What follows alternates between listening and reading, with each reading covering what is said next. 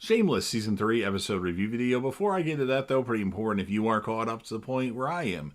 Everybody watching Shameless, or you're just not entirely sure, then you definitely need to take the initiative and pay attention to the episode's title, which of course I'll mention, as well as put in the description for you. If that happens to be the case and you're not caught up, it would be my recommendation that you don't watch this video any further to avoid any potential spoilers. And while I never did reviews of Shameless on this channel when the show was airing, I did do a Shameless series finale rant video when the series finale aired. So if you've watched every single episode of Shameless and want to hear me complain about the Shameless series finale, click right here with about 20 seconds left to go in the video. That's going to be the end screen, and you can check that video out. This will be Shameless Season 3, Episode 9. The title of this episode is called Frank the Plumber. And this will be my review, reaction, recap after just finishing watching the episode yesterday. Jimmy's in the bathroom, and there's a cockroach on the toothbrush. I don't know if that's his toothbrush or just a toothbrush that was in the bathroom for somebody, but there was a cockroach on it. Mandy stops by to pick up some stuff she left. Christopher and Frank seem to be getting along.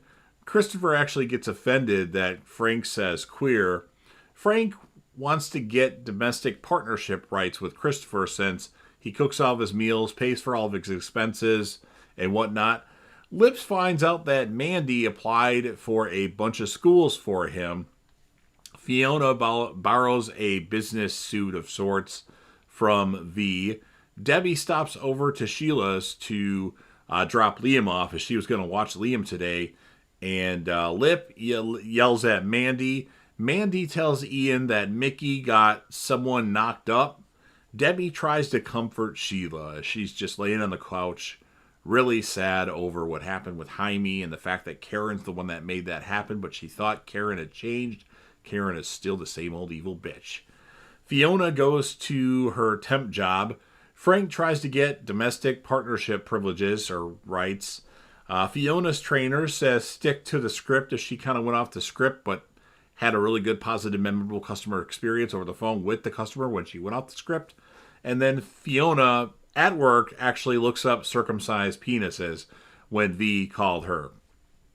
Frank interrupts a politician's speech. Fiona finds out that Debbie's at Sheila's with Code Pink. Sheila tells Debbie that her daughter is a mean girl. I would say so. Lip bangs Karen in the school bathroom. Someone at Fiona's new position was watching Frank on the computer, interrupting the politician, and he's a big fan of Frank now. And then Fiona said, well, that's my dad, unfortunately. And Fiona gets pulled into the boss's office. I believe his name is Eric. And he talks to her about she had a few phone calls and the pornography that's on the computer. Like, I don't know why she wasn't escorted out of the video or out of the building with the penis on the screen. I mean, with this day and age, I mean, this show, this season happened years ago, but I mean, I don't think any place would tolerate that. But she explains why she, had the calls and why she was looking at penises. And then he tells her that she's actually doing a really good job. And that customer that she recommended, she went off the script for, gave her a really good compliment. So they're happy with her production.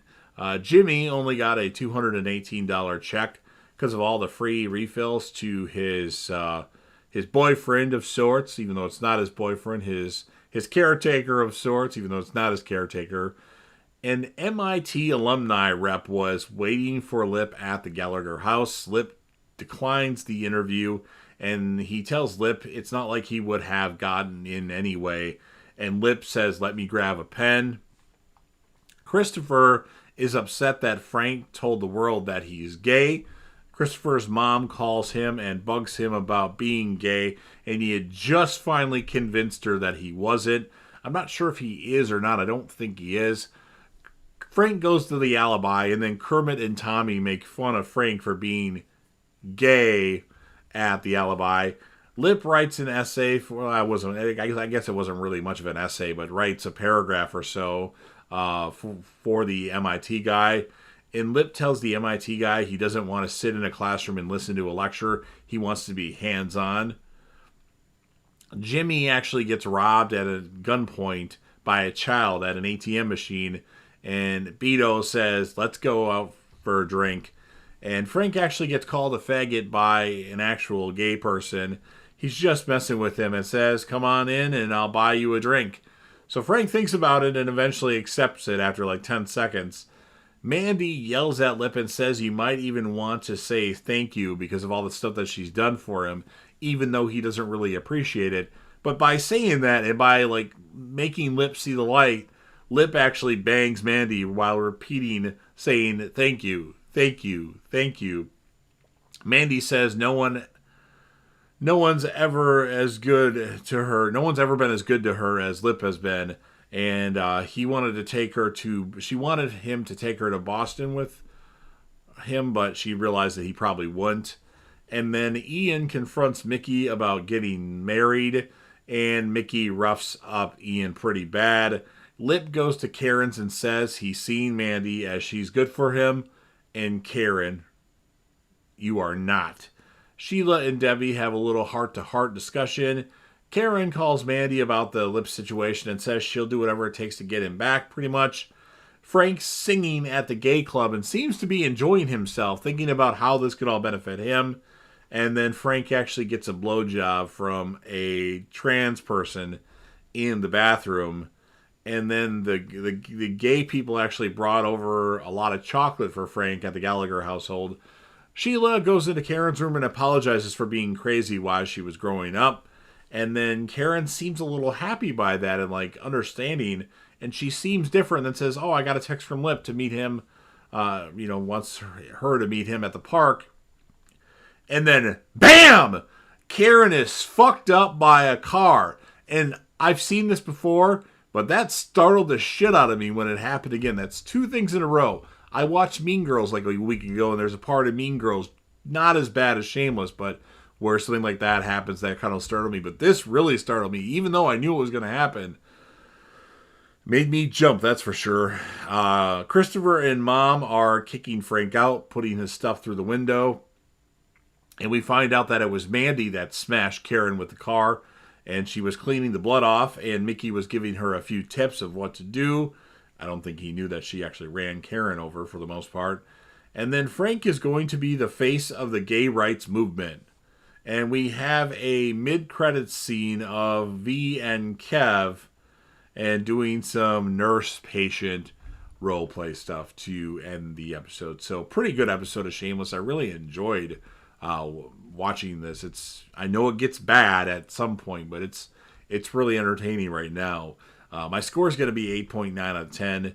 My characters of the episode, for the ladies, I'm going to give it to Mandy because she's doing what she has to do to get Lip.